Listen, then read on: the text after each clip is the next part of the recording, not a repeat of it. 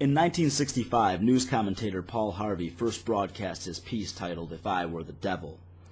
Though edited and updated through the years, its central message remained intact. If you're unfamiliar with it, please take a few minutes to listen to the audio of his piece that I've supplied a link to in the description before listening to my rendition of and rebuttal to his monologue as follows. If I were the devil. If I were the prince of darkness, I'd first want to become the king of darkness, but then I'd want to engulf the world in darkness. I'd be pleased to know that one of the world's top military and political powerhouse nations was occupied largely by well-meaning yet deeply gullible, intellectually lazy people. I might even set about such an obvious plan to deprave them that other characters from religious mythos might bet against me. They'll never fall for that, but I'd show them. I'd subvert the churches first. I'd convince them that the evil character in their holy book was the one responsible for just 10 deaths in a bet with me, and whose other great sin was rebelling from my eternal oppression over him. Meanwhile, I'd deceive them into thinking that I, the egomaniacal superbeing from the same book who slaughtered millions, including the entire planet save one incestuous family, was actually the holy and righteous one. I'd convince them that my insecure, petty, materialistic, and homophobic nature was worthy of worship, by threatening them with my omniscient, omnipotent, and omnipresent greatness.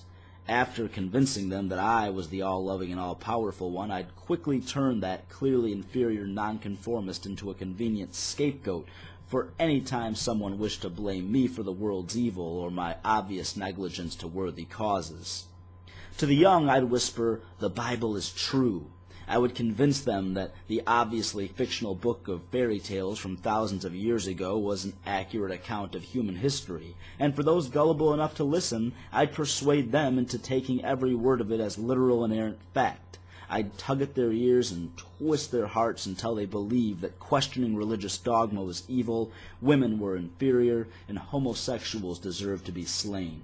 Then I'd get organized. I'd educate people like Pat Robertson and Bill O'Reilly on how to get away with broadcasting absolute bullshit and sensationalist nonsense so that any real news would appear dull and uninteresting. I'd boost up charlatans and take advantage of the feeble, needy, elderly, and vulnerable. I'd get organizations like Alcoholics Anonymous to switch the dependency of those addicted to substance to the dependency on emotional vaults offered by my religious cult. If I were the devil, I'd soon have families and friends so hypersensitive about real issues that many would be too scared to talk about things like religion and politics for fear of going to war amongst one another over them. I'd be sure to inject into the political sphere itself such an unstable emphasis on religion, tradition, and family values that even politicians were scared to talk about real issues to any significant degree until after elections had concluded. With promises of higher ratings, I'd have embarrassingly biased media fanning the flames. If I were the devil, I would encourage schools to teach mythology in science class, but neglect to mention to children the thousands of alternatives to the religion practiced in their household, including the modern faiths and those long abandoned in the wake of real science. I'd have prisons overflowing with people who did nothing more than smoke some marijuana because the only thing easier than keeping the hyper-conservative ancient politicians in charge believing their policies were beneficial would be to keep the young voting demographic apathetic. I'd have people protesting completely consensual pornography because anything that helps to relieve sexual pressure would be too liberating for me to tolerate. I'd make sure that religion found its way into the courthouse just to keep Lady Justice as blind as possible while recalibrating her scales to slightly be in favor of those who gave my dogma full purchase.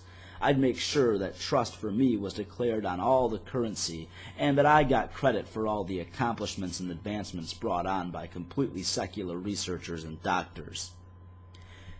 I'd draw in great deals of cash flow with my churches, and after covering overhead, I'd be sure my preachers were well paid, and then spend a fraction of those funds on a charitable cause, provided the recipients of my charity pledged allegiance to me, or at the very least, listened to testaments of my greatness. And what do you bet? I could get a whole nation to exempt me from taxes and grant me a monopoly on morality itself. I would caution against science, logic, and rational conduct. I would convince the young that abstinence is the only way to avoid pregnancy, sex out of marriage is evil, and that religion is the only way to be a moral person and absolved of sins. That would certainly keep throngs of ignorant and guilty generations filling my churches and, more importantly, my collection plates. And thus I could condescend to you shamelessly, and I could oppress you with the disease of guilt for which loyalty to my darkness would be the only cure. In other words, if I were the devil, I'd just keep right on doing what the Christian God is doing if he is real.